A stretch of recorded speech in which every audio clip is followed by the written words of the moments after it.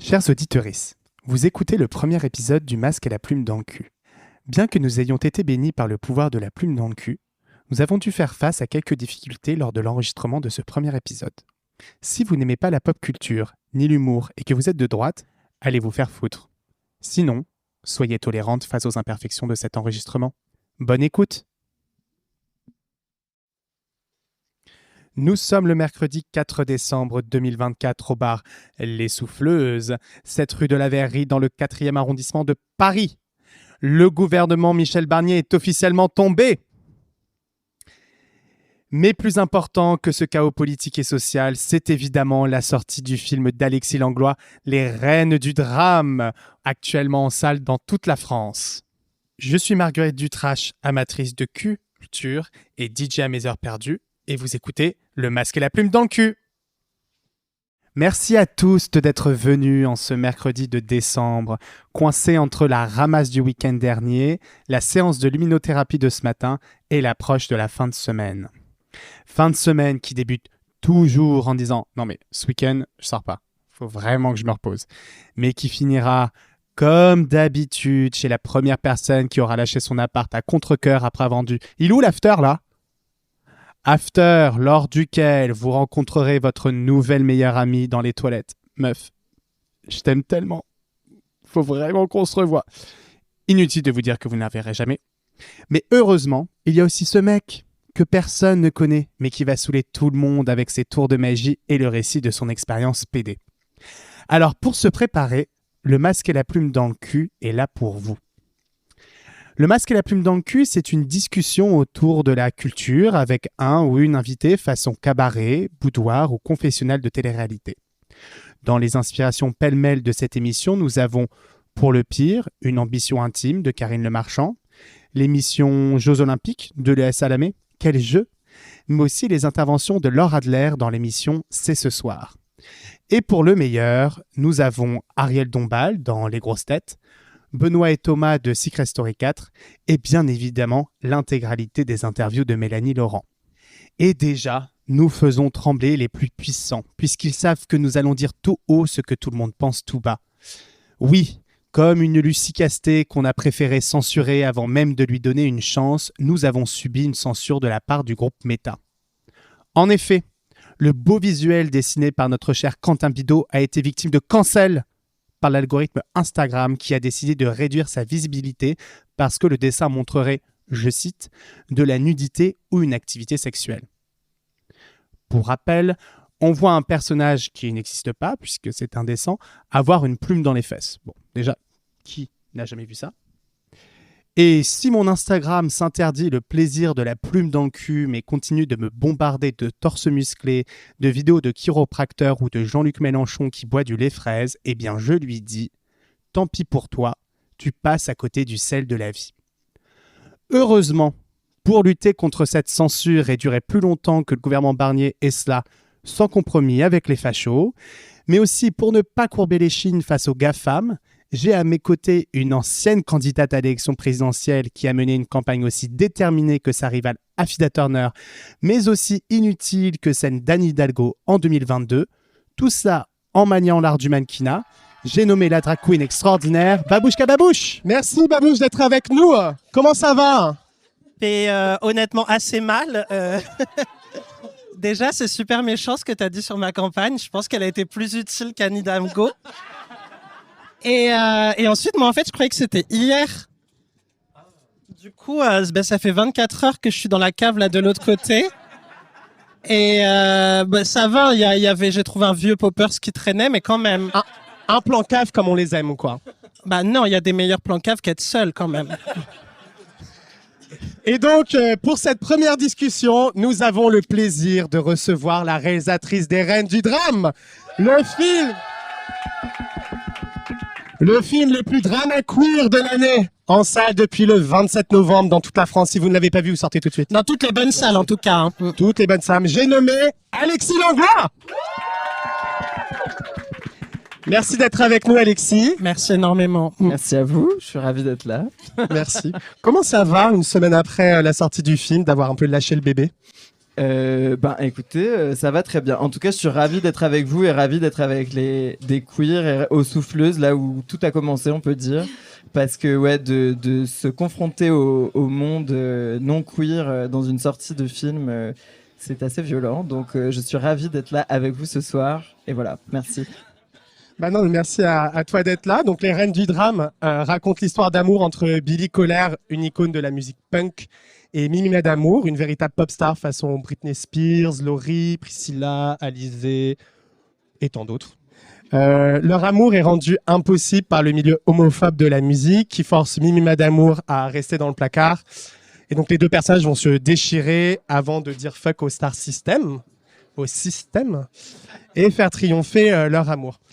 Alors que ce soit entre Mimi ou Billie Colère, mais aussi dans l'amour démesuré que porte Stevie Shady, donc qui est le narrateur fan youtubeur qui est interprété par Bilal Hassani de manière Très important. très important. Le film explore vraiment la violence et l'aliénation que peut produire les amours queer empêchés. Pourquoi tu as voulu montrer la violence de cet amour entre personnes queer et même aussi des personnes queer envers elles-mêmes de manière aussi frontale? Parce que le film est assez violent par moments. Ben oui, d'ailleurs, c'est quelque chose qui, dans les milieux queer, est pas mal reproché au film. Et moi, la volonté première du film, c'était de raconter un mélodrame queer, c'est-à-dire de prendre des modèles un peu classiques comme les mélodrames de Douglas Sirk ou ceux ensuite inspirés de Douglas Sirk aussi, de Fassbinder, de faire un vrai film politique. Et je crois que pour parler politique, on peut pas évincer la violence. Enfin, c'est-à-dire, c'est pas en mettant la violence sous le tapis que la violence, elle disparaît. Et donc, c'est une violence qui est, pour moi, qui était nécessaire de mettre en scène, mais qui est problématisée. C'est-à-dire, c'est pas un film qui, comme j'ai pu l'entendre, célèbre les relations toxiques. C'est-à-dire qu'il y a une toxicité. Voilà, c'est pas l'amour ouf ou ce genre de truc. Mais par contre, voilà, je trouvais que c'était important de voir en fait comment, et notamment c'est des personnages qui sont un peu écrabouillés par le rouleau compresseur de la norme, et comment en fait, même si on pense y échapper, en fait la norme et le patriarcat, appelons-le comme on veut, elle s'infiltre toujours quelque part, et elle peut créer des comportements problématiques, et en tout cas le film essaie de montrer justement comment essayer d'aimer mieux et d'aimer différemment, et c'est aussi pour ça que le film se termine bien contrairement à un autre film queer musical qui est sorti cette année, les personnages queer ne meurent pas à la fin. Voilà, Je vois lequel. voilà, je dirais pas. Ça se passe en Amérique du Sud. Et de créer voilà une vraie utopie queer où justement en fait comment dire, on trouverait une manière d'être plus doux et notamment c'est vraiment un film sur le pardon aussi. Et je crois que dans nos communautés, justement à une ère où en fait il y a vraiment un truc de procès tout le temps, à chaque fois il faut être irréprochable, et je trouve qu'il y a parfois une pression sur les films queer aussi de montrer des personnages exemplaires, et je crois que montrer des personnages exemplaires, ça met encore plus de pression sur les spectateuristes queer, et je pense que de montrer des personnes sans célébrer évidemment la violence, mais de montrer les personnes dans toute leur complexité et aussi dans leurs failles et leurs faiblesses, c'est ça qui était important. Mais du coup, hein, si je comprends bien ce que tu dis, Alexis, pour toi, un bon film queer, ce n'est pas un film avec des queerettes parfaites pour qui tout se passe bien. Ouais, c'est exactement ça. Non, mais ça fait réfléchir. Hein. Non, mais en fait, c'est aussi un film contre. Je sais que c'est pas tout à fait une opinion tout à fait populaire, mais par exemple, il y a eu aussi depuis les plateformes des contenus faits pour les, je dirais pas queer, pour les LGBT. Et en fait, on a remplacé des personnages hétéros dans des comédies de Noël, etc. Et on met des gays et des lesbiennes partout. Si ça fait du bien à des gens, c'est très bien, mais moi, c'est pas ma vision justement de la communauté. Et je crois que montrer des images différentes, de montrer vraiment en fait. Je suis pas intégrationniste, je suis pas en train de dire qu'on ressemble aux hétéros, j'ai pas envie de ressembler aux hétéros, et j'aurais jamais envie de ressembler aux hétéros. Et ça dépend lesquels. Hein. Il est plus fort.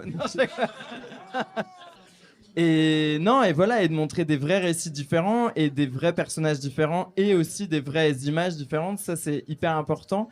Et donc voilà, et effectivement, quand c'est des films où tout se passe bien dans le meilleur des... Je sais pas, en tout cas, moi, c'est pas ce qui m'excite. Pardon, j'ai répondu encore une fois très premier degré. Mais en fait, je suis beaucoup plus premier degré qu'on ne pourrait le penser. Hein. C'est ce que m'a dit mon psychanalyste. Mais d'ailleurs, tu as t'as répondu en partie à cette question, mais à la fin, chaque personnage trouve effectivement une forme de rédemption, de pardon. Même Sylvie Shady trouve sa place en fait dans cette espèce dans le masque format, ce bar. Très important. Faut que tu le dises parce qu'en français, en anglais, c'est masque. Masque comme des masques. Voilà, des masques. Et d'ailleurs, même les extérieurs de ton film sont, à part je crois la scène du clip, sont artificiels. Donc, est-ce que c'est une manière de dire qu'effectivement la queerness peut pas vraiment vivre de manière épanouie, ne peut vivre de manière épanouie qu'en non-mixité, en dehors du monde, et qu'en fait, il n'y a que la communauté queer qui peut permettre à ces amours de s'épanouir. Enfin, je trouvais que c'était intéressant cette division de... Parce Mimi et Billy vivent en autarcie une fois qu'elles disent fuck, quoi. Je pense que c'est plutôt les gens qui les mettent en autarcie parce que moi je crois que le film il tend quand même la main. C'est un film qui essaie de mélanger. Le film il oppose des gens parce que voilà, la norme oppose, comme je l'ai dit tout à l'heure, des chanteuses qui font des choses différentes. Mais le film il essaye de faire le mouvement inverse, c'est-à-dire d'aimer Patouche au premier degré comme aimer Damnée d'amour au premier degré ou Festi jusqu'au cœur. Le film essaie de créer du lien là où a priori il n'y en a pas, ou en tout cas les gens n'en voient pas. Je pense que c'est un film qui essaie vraiment de tendre la main, je dirais pas aux hétéros, mais en tout cas de tendre la main, vraiment de se dire en fait la beauté peut être partout. On peut, c'est pas parce que vous voyez de la différence que voilà en fait on peut vraiment faire communauté malgré tout ça. Et donc je sais pas si le film raconte qu'on peut vivre heureux qu'en autarcie. En tout cas le film dit que malgré tout, effectivement ces personnages-là, ils ont tous dû se retrouver à un endroit. Effectivement ensemble pour pouvoir être eux-mêmes. Et Stevie, c'est un personnage aussi qui est très intense et qui est aussi assez problématique, mais je pense qu'au même titre que Mimi et Billy, c'est aussi un personnage... Il y a peu de personnages de folle dans les films et moi j'adore les personnages de folle justement parce qu'on n'en voit pas. Et d'ailleurs pendant les commissions, les financements, parce que ce qu'on ne sait pas quand on ne fait pas de cinéma, mais c'est un peu un parcours du combattant de financer un film et on a dans les commissions il y a beaucoup d'hétéros, de cis, de vieux et notamment le personnage de Stevie c'était alors en plus il y avait les deux, il y avait à la fois des vieux qui disaient des vieux hétéros qui disaient ah on n'aime pas, c'est un personnage de folle, on l'aime pas, bon ça c'était bête. Et puis sinon, il y a aussi les gays qui disent ça va pas faire du bien à la commu. Et ça, vraiment, c'est vraiment hyper énervant. Et je pense que les limites, c'est les commentaires que je trouve les pires parce que pourquoi une folle ne ferait pas de bien? Moi, je crois que voir des folles, au contraire, ça fait vraiment beaucoup de bien à la commu. Et moi, j'adore voir des personnages de folles. Je me considère comme une folle. Et oui. Et du coup, merci. C'est rien pour moi. Et donc non, à la fin, je sais pas. En tout cas, c'est sûr, c'est des personnages qui, je crois, ont compris que pour être queer, il fallait être bienveillant. Et que malgré tout ce qu'ils ont vécu ensemble, c'est au-delà du lieu où ils se retrouvent qui potentiellement serait un lieu isolé. Je crois que ce qui est important dans cette dernière scène, c'est des personnages qui s'aiment vraiment, ou en tout cas sont plus doux les uns avec les autres. Et ouais, plus que d'être isolés, c'était plutôt ça l'idée de. Et encore une fois d'ailleurs, beaucoup de fois c'est revenu dans la fabrication du film, que ce soit dans l'écriture ou même à la fin, quand la scène était filmée dans le montage, il y a plein de personnes qui ont dit genre oh cette scène elle sert à rien. Dans le récit, et en fait les gens comprenaient pas que c'était presque la proposition politique du film, et donc voilà, donc on a aussi lutté même quand pendant le montage quoi, pour que cette scène existe. Voilà. Ouais, c'est vraiment une scène magnifique et qui fait effectivement couler une larme. Donc ton film est aussi truffé de références à la télé, la culture pop des années 2000, allant même jusqu'à reproduire la fameuse scène où Britney Spears se rase la tête. Et en fait, je me suis dit en regardant le film que c'était la première fois que je voyais la culture pop avec laquelle j'avais grandi en fait être reprise dans un film. Pourquoi c'était important pour toi justement d'hybrider toutes ces références clips, magazine People, culture télé, et d'hybrider ça avec un art qui est montré souvent considéré comme plus noble, qui est le cinéma? C'est justement pour ça. C'est parce qu'en fait, moi, en tant que prolote, qui vient pas d'un milieu cinéphile, etc., pendant longtemps, quand j'ai commencé les études à Paris 8, je disais que j'adorais Béla Tarr, ce qui par ailleurs était vrai à l'époque, mais en tout cas j'avais un peu renié parce que justement j'avais envie de bien faire, et comme s'il fallait aimer un cinéma sérieux, un cinéma un peu intello, etc. Et en fait à mesure, d'ailleurs c'est aussi Les Souffleuses, c'est en rencontrant Pipi, qui je sais pas où il est, mais en tout cas voilà, Pipi qui m'a fait découvrir Greg Araki, voilà, John Waters, c'est vraiment Les Souffleuses, le milieu queer qui m'a transmis vraiment qui m'a fait découvrir un cinéma différent et qui a été hyper important pour moi. Et en fait, je me suis dit, mais en fait, c'est absurde ce qu'on nous apprend à la fac. En fait, il y a des cinémas et en fait, il n'y a pas que un cinéma. Enfin, il n'y a pas que du beau. Le beau n'est pas que dans ce qu'on nous apprend à la fac. Et en fait, après, plus je faisais des films et plus j'avais aussi envie de me réconcilier avec mes goûts presque adolescents et de me dire la beauté, elle vient de n'importe où. Et c'est pour ça que d'ailleurs aussi, c'était hyper important de mettre en scène des personnages que les gens trouvaient un peu dérisoires, un peu frivoles, un peu superficiels, et au contraire de transformer leur histoire en un matériau grandiose de mélodrame. Et donc c'était le cas pour de mettre en scène ces chanteuses, mais c'était aussi l'idée de mélanger, d'hybrider des images, encore une fois de créer du lien, et effectivement de reprendre ces images de pop culture et de leur donner une grandeur alors que tout le monde les trouve soit vulgaires, soit inintéressantes. Ça c'était très important pour moi.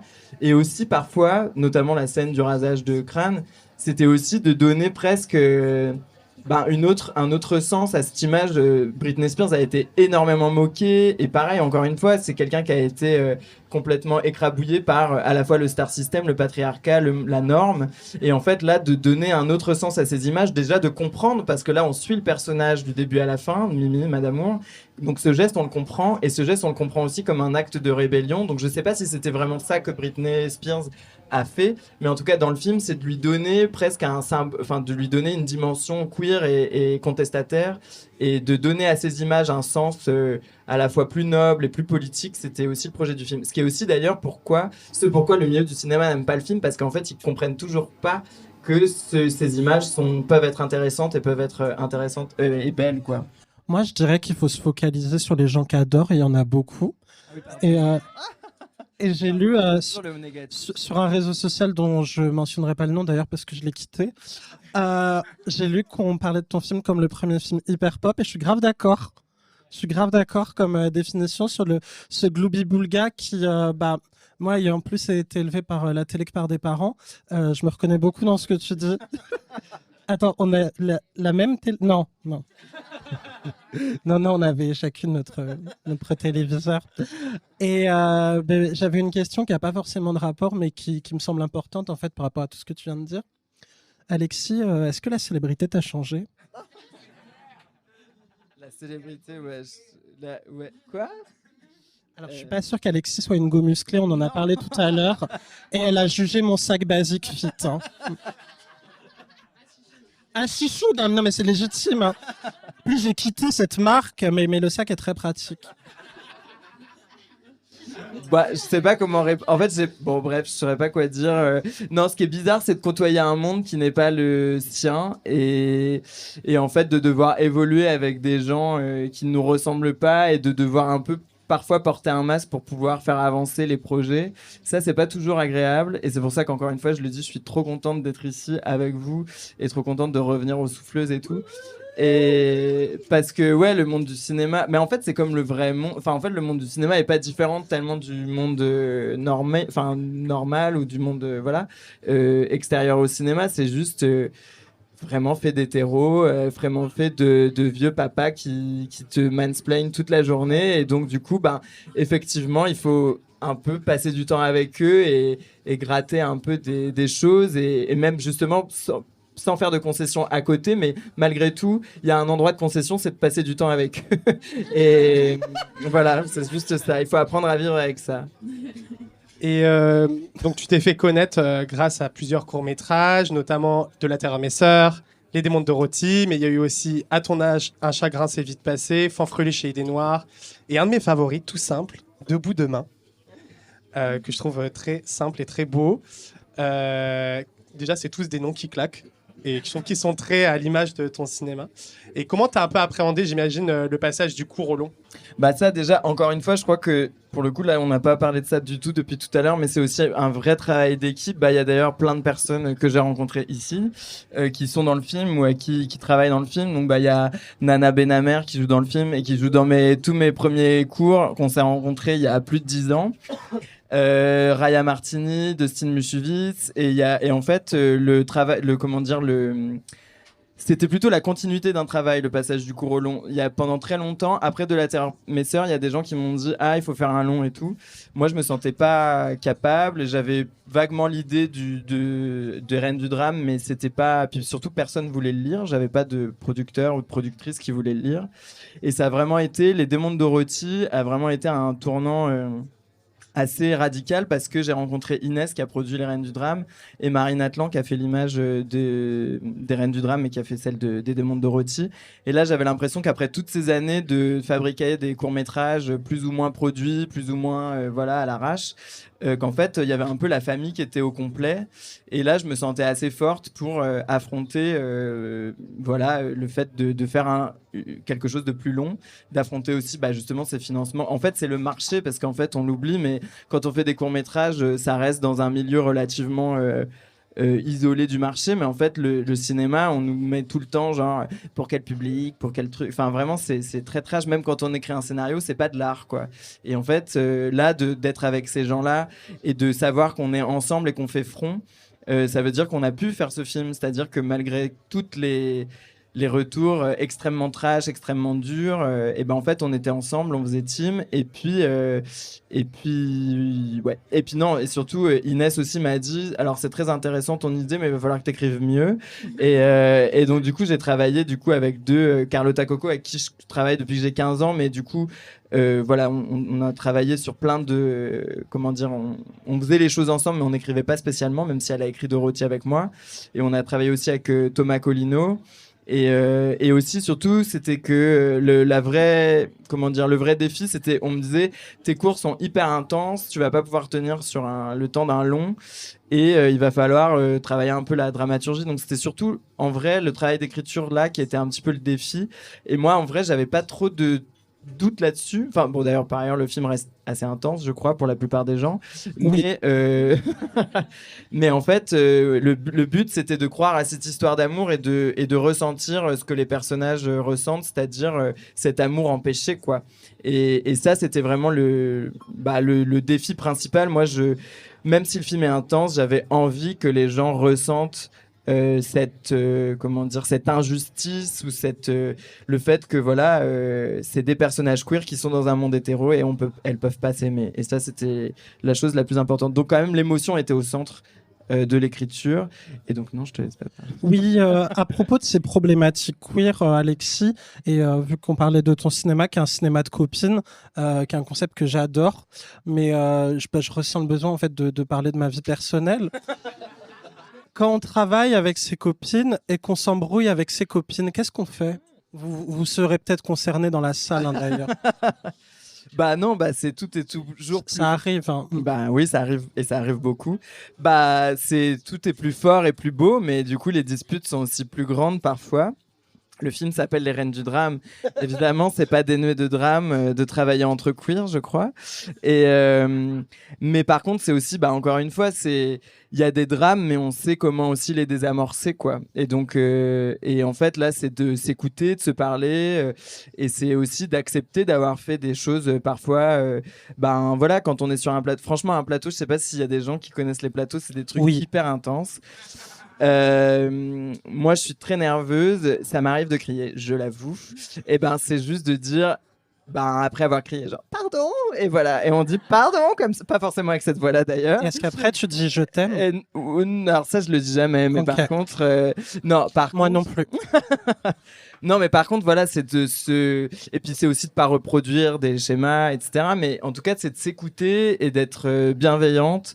Et encore une fois, on n'est pas parfaite, hein, donc c'est pas un tournage entre copines n'est pas dénué de drame et de choses compliquées. Mais par contre, c'est de s'écouter et puis et de faire attention les unes aux autres. Mais c'est cet auteur Karl Marx qui disait que du drama vient la dialectique. Ouais. Merci Karl pour ces belles paroles. Et qui dit copine dit fête. Qui dit fête dit afteuse. Eh oui. Je vais donc vous raconter une anecdote d'after. Eh oui. Attendez, jingle chronique. On n'en a pas, mais on a eu un jingle oral. Et ça, c'est toujours bien. Bonne mondaine, Je suis allé au théâtre jeudi dernier. Bah ouais. Hein, Bravo. voilà. Évidemment que c'est pas une histoire d'afteuse, faut grandir un peu. Putain. Bah ouais. Comme d'habitude, on arrive dans un théâtre, je regarde mon numéro de siège et je vois que mon numéro est le numéro XL1. Déjà, je suis pas très habitué à ce genre de calibre de fauteuil de théâtre et je me dis qu'il s'agit peut-être d'une spécificité du lieu, qu'il y a marqué XA, XB, XC. Bon. Je m'assois à ma place, j'étais parfaitement situé, mais vraiment plein milieu, pas trop en bas, pas trop haut. Du coin de l'œil, en plus, je vois une grande actrice prénommée Isabelle. Je me dis que ouf, je suis bien placé quand même. Et j'entends derrière moi, ah bah c'est Isabelle. Donc je me retourne. Et là, je vois une réalisatrice et une productrice, toutes deux oscarisées récemment, et qui se penchent pour aller faire la bise à Isabelle. Ce n'était pas Maïwen. Je sais pas si j'aurais la même réaction. Elle t'aurait claqué. Décidément, je me dis que je suis vraiment bien placé, donc j'ai très envie de me retourner, un peu excité pour exprimer mon admiration, et puis pourquoi pas demander à la productrice si elle a bien reçu ma demande de stage non rémunéré via le dispositif Immersion professionnelle de France Travail. Je me ravise, je me dis que ce sont des gens normaux, après tout, bon, ils n'ont pas à être dérangés, et je pense que bon, elle sait que son film est un grand film. Je commence un peu à stresser, à être mal à l'aise, je commence à ne pas me sentir tout à fait à ma place. Puis arrive une femme, ancienne ministre de la Culture, qui me dit gentiment... Est-ce que c'était Roselyne? Non. C'était une soi-disant socialiste, qui me dit gentiment excusez-moi, vous êtes bien à la place L1? Bah ouais, en fait, ouais, c'est XL1. Ouais. Ah non, non, mais XL1, c'est en haut. Désillusion. Je me lève, à gauche, à droite, tout le monde est assis. Je me dis que je vais quand même pas déranger tout le monde. Donc je me retourne, j'escalade le rang d'au-dessus. J'ai failli tomber sur Justine. Je regarde Justine. Et je me dis, bon, je lui parle ou pas? Puis je baisse les yeux. Et je remonte bien en haut. Avec, effectivement, il est vrai, un peu moins de César au mètre carré. Donc voilà, la morale de l'histoire au théâtre, il faut vraiment rester à sa place. Voilà. Mais le XL est souvent en réalité un L. Hein. On s'est toutes fait avoir, hein, écoute. Ou prendre. Et donc Alexis, à propos de célébrité, à partir de cette anecdote, il est comment en vrai Bilal Hassani? Très important. Qu'on adore évidemment, Ouais. exceptionnel. Ben, non, mais encore une fois, je vais être hyper premier degré et tout, mais franchement, Bilal est quelqu'un de... Nous, on s'est rencontrés un petit peu avant le tournage parce que on s'était écrit sur Instagram parce que Bilal était hyper gentil, il avait vu les courts-métrages que j'avais faits, il les avait partagés sur ses réseaux et il avait une volonté de les montrer à plein de gens parce que ça l'avait touché. Cinéphole. Ouais, complètement. Et vraiment, Bilal, c'est ça Bilal, quoi. C'est Bilal, quand il aime quelque chose, il veut le partager avec tout le monde.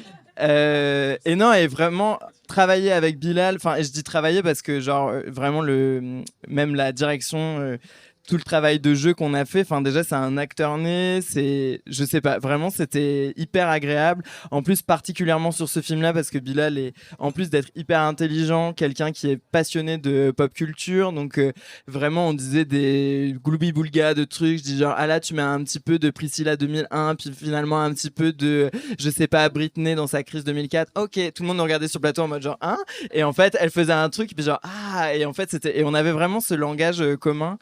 Et donc Bilal est trop sympa et là encore une fois est vraiment d'ailleurs s'il avait pu je pense qu'il serait venu ce soir mais parce que là Eh ben on espère qu'il viendra. L'invitation est ouverte. ah mais il viendrait avec plaisir et là je sais pas, par exemple on tourne avec le film et en fait on lui demande jamais rien, il vient tout le temps parce qu'en fait je pense qu'il aime le film, il a aimé travailler sur le film, donc franchement Bilal amour absolu quoi. Moi, je t'avoue que sur les réseaux, j'adore sa communication qui est vraiment entre ton film et Wicked. Et vraiment, dans l'univers Bilal Hassani, les deux peuvent exister. Et ça, pour moi, bah, c'est ma France. Et donc les Reines du Drame s'ouvrent sur d'ailleurs Stevie Shady, le rôle de Bilal Hassani, qui Très annonce la important. couleur. Si tu es de droite, ce film n'est pas pour toi. Mais Mélanie Laurent a dit dans une interview... Je tue Hitler dans mes rêves depuis que j'ai 4 ans. Mais aussi, la création appelle la création. Comment tu as commencé à faire des films et comment l'enjeu politique de tes films s'est imposé à toi? Franchement, c'est pas sympa de poser ça. Bah non, mais si. Tu as le droit d'être premier degré. Hein. Ouais, bah, commencer les films, je sais pas. Je crois que j'en ai toujours fait avec ma sœur qui jouait notamment dans mes cours Dorothy et de la terreur. Je pense que, franchement, moi, je viens d'un milieu que j'ai toujours voulu fuir et faire des films, c'était un peu, faire des choses un peu marrantes, un peu rêver de choses excitantes, quoi. Et donc, on refaisait les clips de Lolo Ferrari, des scènes de Buffy contre les vampires et tout. Et puis voilà. Puis après, très vite, quand je suis arrivé à Paris, c'était pareil, avec Carlotta, dont j'ai parlé tout à l'heure, faire des films tous les étés, comme une sorte d'objectif et une nécessité aussi de créer quelque chose chaque été, quoi. Et parce qu'aussi la fac c'était très chiant, c'était une fac théorique. Enfin, comme je disais tout à l'heure, à la fois c'était joyeux d'étudier le cinéma et en même temps je me sentais plus proche des souffleuses où j'avais l'impression d'apprendre beaucoup plus de trucs en faisant des afters qu'à la fac, quoi. Ce qui est à moitié vrai, en vrai, c'est un peu du storytelling. Il n'y a pas tout le temps dans les afters, on parle pas tout le temps de trucs passionnants. Bah non, mais en fait, le truc, c'est que de faire les films entre copines, de sortir dans des soirées queer, j'avoue que j'étais sans doute moins politisé. Enfin, en tout cas, c'est pas moins politisé, mais je vivais dans nos milieux et j'étais pas confronté au reste du monde, quoi. Et en fait, c'est en faisant des films entre copines, en filmant des personnes queer, en faisant des choses queer, sans le savoir que c'était queer.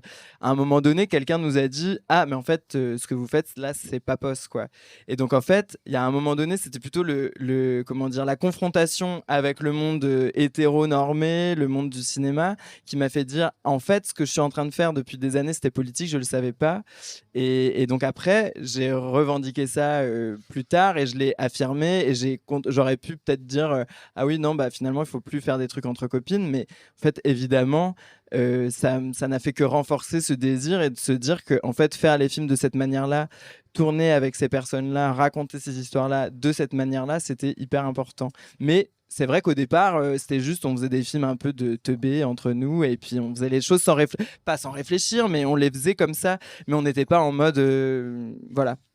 Mais j'ai un peu un problème avec tes propos.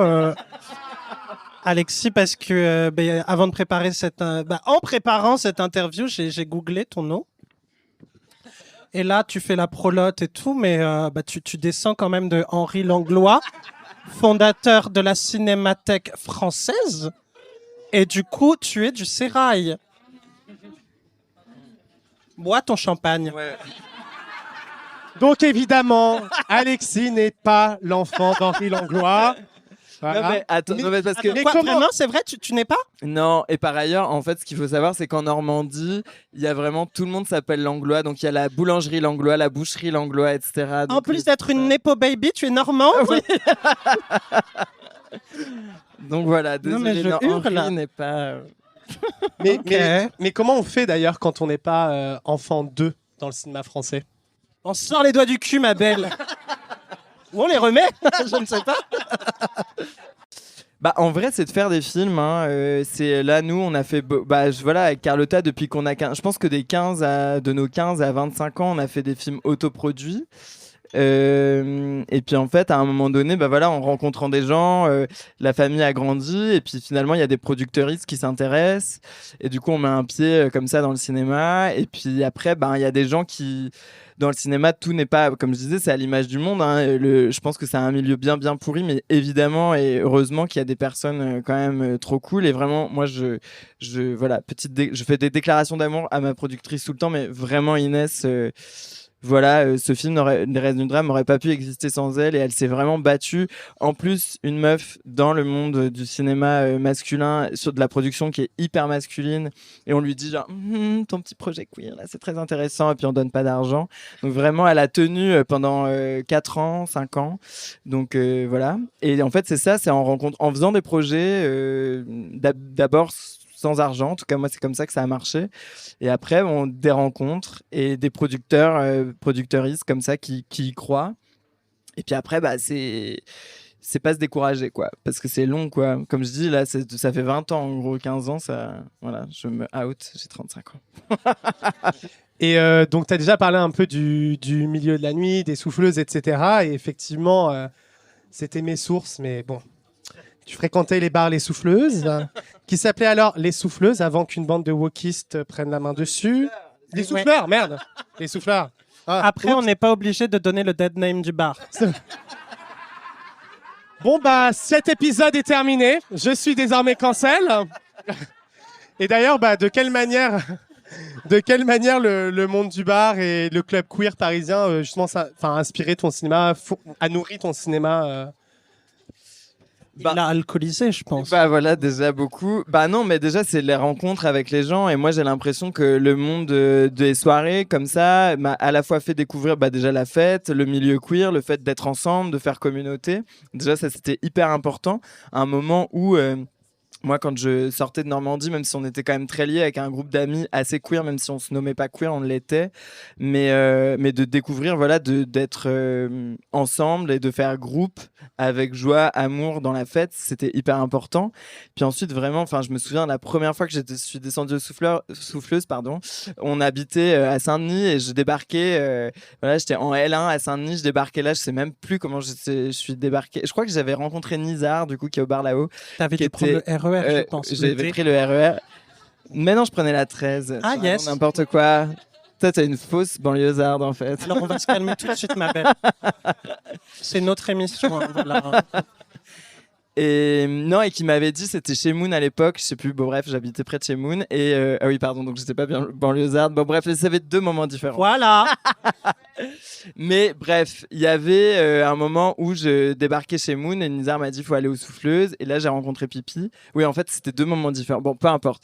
En tout cas, Pipi m'a dit je t'ai vu dans la 13, et en fait, il y a eu vraiment comment dire, un accueil, quoi, en fait, de voir une pédale, une queerette dans la 13, ça a été non mais vraiment. Et en fait, du coup, ben j'ai débarqué ici sans connaître personne, et il y avait vraiment une seconde famille, un second, voilà. Et franchement, pendant 10 ans, les Souffleuses, ça a été hyper important, et toutes les personnes que j'ai rencontrées ont façonné à la fois mon regard, mon rapport au monde.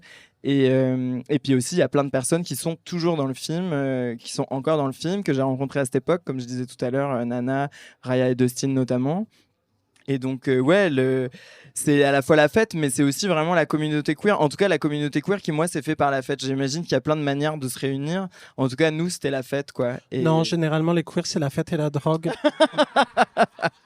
D'ailleurs, je voulais m'exprimer pour nos auditeuristes qui sont ou de province ou hétérosexuels. La 13, c'est une ligne de métro. Les Souffleuses, c'est le bar où nous sommes à côté d'Hôtel de Ville à Paris. Pipi de Fraîche est DJ et fait quelque chose ici. Directeur artistique. Directeur artistique, très bien. Et chez Moon, c'est un lieu et ça n'a pas de rapport avec la meuf de Drag Race. Non, mais c'était un lieu lesbien, un des premiers lieux lesbiens à Paris. Ça existe encore ? Je sais plus si ça... Quoi ? C'était en 93. Je pense que ça a ouvert avant. Mais en tout cas... T'étais pas là en 93 ? Non, j'étais pas là en 93. Oh, non. Mais en tout cas, en 2010, quand je débarquais, c'était un lieu... oui. 2010. Mais je sais plus si ça existe encore, ouais. Et donc, pour continuer à mieux se connaître dans l'intimité, on a un petit jeu qui s'intitule « Touche ou pas touche ?» Une série de questions afin d'avoir quelques clés pour mieux comprendre ton cœur et ne pas rester sur la touche. Vas-y, Babouche. Alors, pour celles et ceux qui n'auraient pas compris, c'est pour savoir si tu touches ou si tu touches pas. Hein. Pas de rapport avec le pipi ni avec Pipi de Fraîche. Touche ou pas touche, la commune de Touche dans la Drôme. On la touche grave, ouais. On est bien d'accord. Touche ou pas touche, le festival de Cannes. Bah, on le touche un peu quand même, ouais. D'un doigt. Ah, on fiste pas un seul doigt. Le film était à Cannes, donc à la semaine de la critique. Ouais. C'était comment ? Est-ce que c'est chic ou plutôt toc-toc ? Oh. Ben, c'est très bizarre en vrai, surtout pour nous. En fait, Cannes, c'est très bizarre parce que t'es la star d'une seconde et puis la seconde où ton film est terminé, on te remet dans le caniveau. Donc au moins, tu sais où tu es et tu sais où ton... Voilà. Donc nous, c'était cool parce qu'on a débarqué vraiment à 35 queerettes à Cannes. Et donc du coup, on a fait front et puis on a fait la fête et c'était très marrant. Mais je crois qu'en vrai, c'est plutôt toc toc. Scandalous, touche ou pas touche, le Parti socialiste. Pas touche. Touche ou pas touche. Non, on va pas parler d'Annie Dingo tout de suite. Touche ou pas touche, la Star Academy. Oh, touche, oui, touche. Tu regardes là? Non, je Moi regarde non pas. Touche ou pas touche, les matières synthétiques. Oui, de ouf. Touche grave. On est bien d'accord, je suis à l'heure actuelle, mais ça vaut le coup.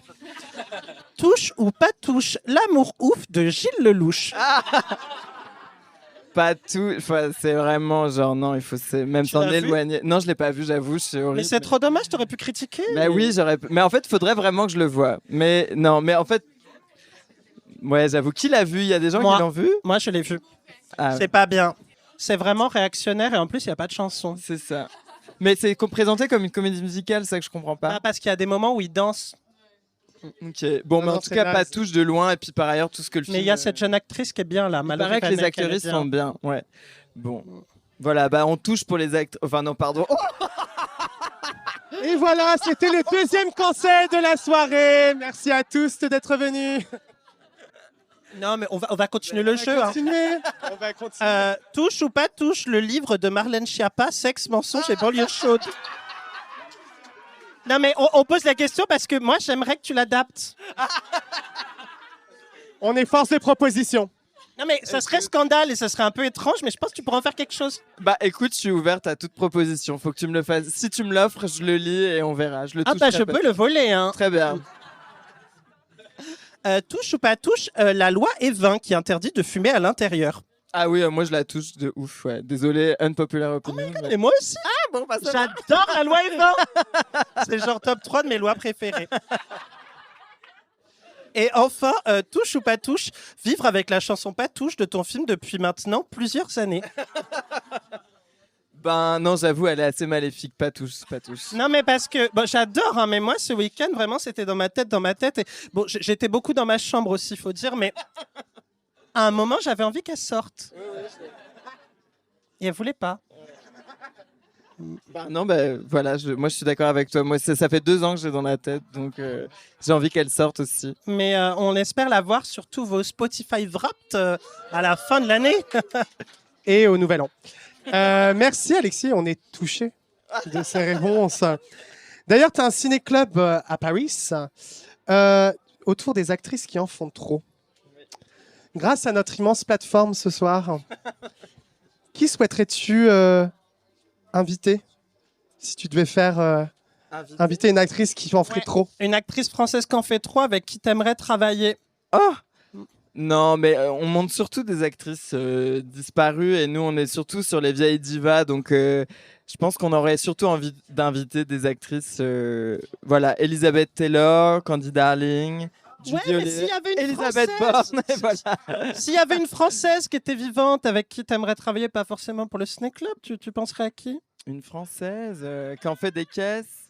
Et bah Babouchka Babouche.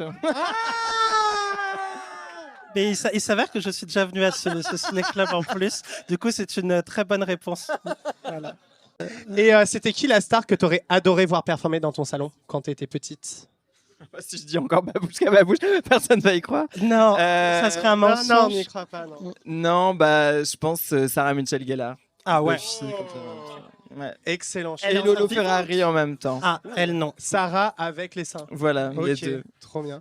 Et la dernière scène du film, on en a déjà parlé, mais elle propose un peu donc une réconciliation, une rencontre, un espace où les queers, les démodés, les moches, les has-beens se retrouvent et vieillissent ensemble. C'est là où il y a la musique de Les Louis Bisou, ringardes. c'est ça? C'est ça. Qu'est-ce que cette scène signifie pour toi et est-ce que tu as peur de vieillir? C'est un peu violent quand même. Est-ce que les personnes... Ma question, en fait, ma vraie question, c'est est-ce que les personnes queer ont une relation, selon toi, un peu particulière C'est ça, au ouais. vieillissement? Change ta phrase. Bah, en tout cas, ce que le film raconte et ce que le film montre, c'est que on peut être à la fois complètement retapé, tapé et complètement, comment dire, tombante, quoi. Donc, Touche ou pas touche la chirurgie esthétique? bah, touche de ouf. Enfin, après, moi, je touche de ouf, mais voilà. Et donc, justement, il n'y a pas de. Je sais pas si c'est les queers. En tout cas, oui, moi, je pense que je suis plus Team Billy, donc c'est-à-dire complètement retapé, tapé, plus que Team Mimi. Et voilà, mais oui, donc voilà. Je sais pas si j'ai peur de vieillir, mais en tout cas, j'ai pas envie d'avoir l'air comme une vieille mamie. Mais Alexis, moi, je voulais te dire, j'adorerais faire une Botox party avec toi. Mais j'adorerais. Moi, j'ai Ouais. des copines qui en font. J'ai des C'est copines vrai qui se piquent elles-mêmes. Elles n'ont pas le droit de le faire aux autres, malheureusement, mais Elles le font quand même. non, non, elles le font sur elles, mais elles ont pas. Si elles le font aux autres, c'est interdit par la loi. Mais elles le font à elles. Par contre, elles peuvent nous apprendre à le faire sur nous-mêmes. On peut se faire des Botox parties. On apprend tout à se botoxer. Yes. Moi, je suis assez pour faire ça. Voilà, Non, si mais vous voulez je- venir, donnez-nous notre. Je prête mon appart. Ça va très bien, on Ouais. fait ça. Et d'ailleurs, babouche kababouche, donc Oui. on attend ta Botox party, mais tu es aussi drag queen, on l'a déjà dit. Ça m'arrive, ouais. Femme politique. Et oui, on Je attend. suis disponible, hein. Manu, franchement, tu fais quoi? Elle est dispo. Femme politique et mannequin. Et désormais, grâce au pouvoir de la plume dans le cul, chroniqueuse culturelle. Et oui, il fallait y penser. On la voit partout. Au théâtre, au cinéma, dans mon placard, dans une truc énergétique. Ah, un verre s'est cassé. Mazel tov. Et cela dans toute la France, elle est partout. Elle a TGV Max, clac, clac, clac. N'oubliez pas si vous voulez la booker, mariage, brocante. Alors, par contre, j'ai vraiment TGV Max que pour un mois. Après, j'ai 28 ans. Bah, dépêchez-vous de la booker, merci.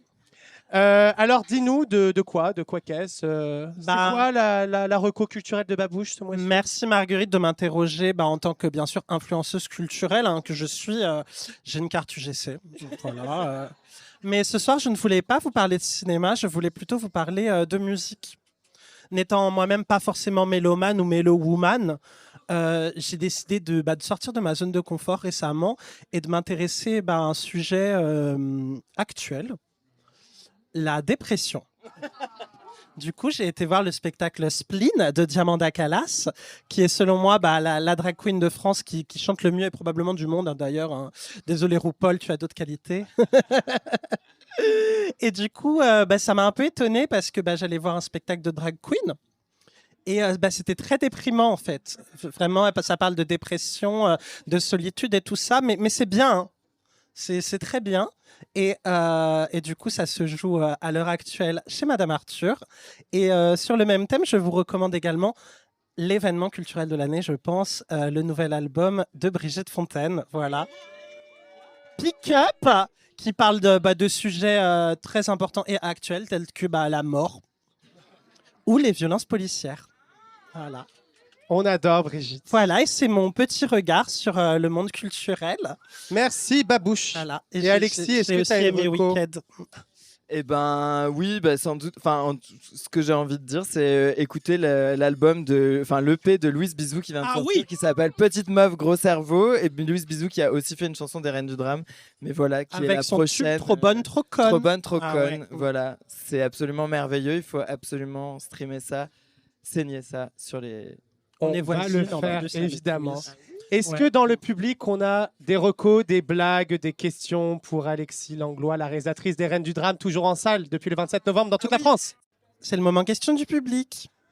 Des questions, des questions. Je vais passer vers vous avec mon micro. Je tends la question à cette personne. Merci beaucoup pour le film, enfin pour la rencontre, c'est très fun. Alors j'ai vu le film 2 fois. C'est comme ça que c'est supposé être fait. Non, justement, j'avais une question. En fait, est-ce qu'il y a de la parodie dans le film, hein? C'est-à-dire Est-ce que tout est prom dog, hein, ou pas? C'est une question très intéressante. Je sais pas. Je crois que moi, c'est mon rapport au monde qui est à la fois hyper premier degré et tu penses à quelque chose en particulier. Mais je pense qu'il y a un rapport à l'artifice qui est très premier degré, mais par contre aussi un vrai goût de l'artifice. Et comme je disais tout à l'heure, ou non, pardon, peut-être c'était à un autre endroit que je l'ai dit, pardon, je deviens folle. Mais non, mais en fait, il y a un rapport à l'artifice. Ouais, en fait, j'ai parlé de l'artifice tout à l'heure ou pas? Non, mais en fait, que le film il se transforme à plein de moments et que tout le monde. Enfin, comment dire en fait, c'est toujours justifié par les émotions des personnages et que. Voilà, il y a des changements de genre, il y a des changements de ton. Et en fait, tout ce qui est artificiel dans le film, en fait, c'est que le chemin direct pour accéder aux émotions des personnages. Et donc, du coup, ça, je trouve que c'est une idée très queer. Et je pense que c'est aussi, ben, justement, que les queers, en fait, ils n'ont pas beaucoup n'ont pas d'autre manière d'exprimer leur vérité que par l'artifice. Et en fait, quand on me demande si c'est premier ou deuxième degré, je sais pas. Moi, en tout cas, pour moi, tout est premier degré, même les choses qui pourraient paraître second degré, quoi. C'est-à-dire qu'un amour très profond, et puis même un amour de la composition et du jeu. Par exemple, au début du film, les gens disent genre les personnages jouent étrangement. C'est tout à fait une direction que je leur ai donnée. Donc, d'ailleurs, célébrons le travail de toutes les actrices du film qui sont absolument incroyables. Ouais, un peu plus de Bravo. et non, et c'est aussi de trouver une sorte de naïveté, c'est un amour de la composition, etc. Et en fait, c'est pas réaliste comme dans L'amour ouf, mais en tout cas, c'est aussi le C'est cinéma. pas réaliste, hein, l'amour Non, ouf, hein. mais en tout cas, c'est un amour du jeu. Et en fait, ce qui est aussi très bizarre, c'est que je crois qu'en France, on a du mal avec cette composition parce que, par exemple, quand on regarde des films, des teen movies, je suis désolé, quand on voit Mean Girls, est-ce que Lindsay Lohan joue de manière naturelle? Je ne sais pas, tu vois. Et en fait, je crois que là, j'ai dit à Louisa de jouer comme Naomi Watts au début de Mulholland Drive quand elle arrive à Hollywood et qu'elle est comme ça. Et en fait, c'est très premier degré, c'est pas parodique. En revanche, il y a une dimension artificielle, il faut trouver une naïveté. Mais par contre, cette naïveté, elle est extrêmement premier degré et je déteste la parodie, en vrai. Voilà. Pardon, je l'ai dit un peu de manière... Voilà. Bien fait pour ta gueule. Hein. Non mais Eric, Alexis, dis-moi si t'es d'accord, mais je pense qu'il existe tout un monde entre le premier et le second degré, un monde qui peut être agréable à vivre aussi. Merci. On va passer à la question suivante. Question suivante. Merci beaucoup et merci beaucoup pour ce film magnifique et pour l'émission. On en discutait et on se posait un peu la question, on se disait voilà, c'est un film très référencé, enfin ça nous parle queer de la ville, de la grande ville, parce qu'on voit aussi des gens qu'on a déjà croisés, ça nous parle d'expériences qu'on a.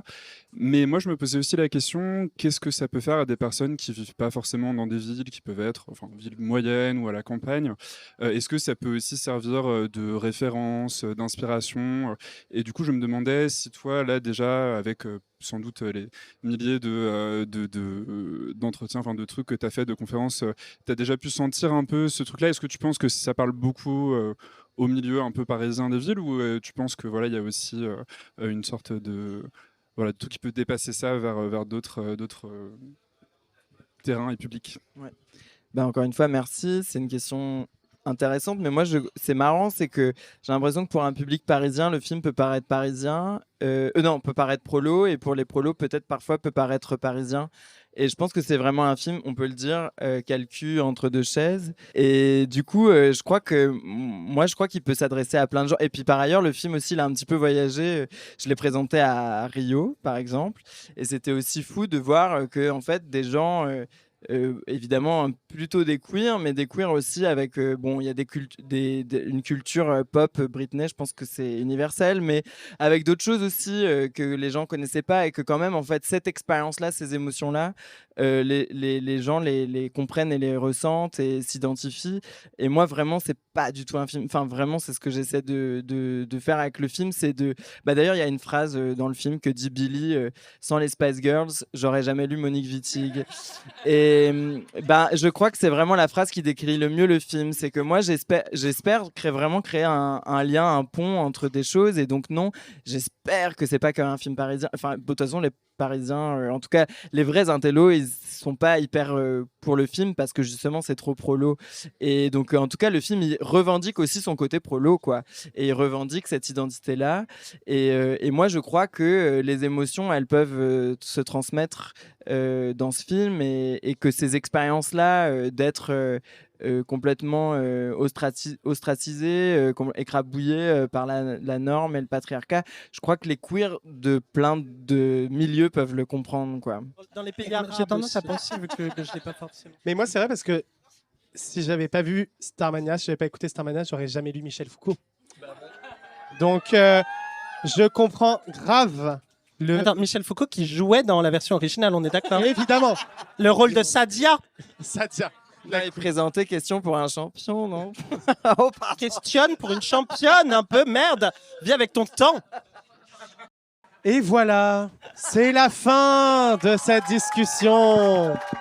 Et oui, merci à tous d'être venus aussi nombreuses. Merci énorme à l'équipe des souffleuses, Anne-Claire, Pipi, Nizar, Gabo. Merci à Quentin Bidot pour le visuel, Oussama à la régie et au jingle, Teresa Suarez pour les photos, à la marque Lix, parce que je me suis fait habiller. Voilà. Pour les vêtements, suivez-les sur Instagram, c'est LYKKKS. Manon et Maya pour les conseils et l'amitié. Et évidemment, ma très chère Babouche, sans qui l'émission aurait été évidemment un peu plus déplumée. Un énorme merci évidemment à Alexis Langlois d'avoir accepté l'invitation pour notre première du Masque et la Plume dans le cul. Allez voir son film, c'est un vrai bonheur. Allez le revoir aussi. Et allez le revoir. Tout le monde y va. Allez, bam. Et enfin, à vous tous d'être là au bar.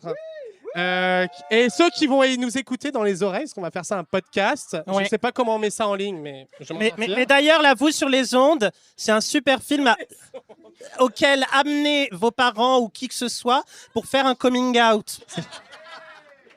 On est avec vous, les queers, on vous aime. La soirée continue. Allez boire des verres. Merci d'avoir écouté. Non, il n'y a pas n'oubliez d'after, ma belle, on est mercredi. Ouais. N'oubliez pas. On se tait. Et n'oubliez pas, la vie est toujours plus belle avec une plume dans le cul. Bonne soirée à vous. Jingle.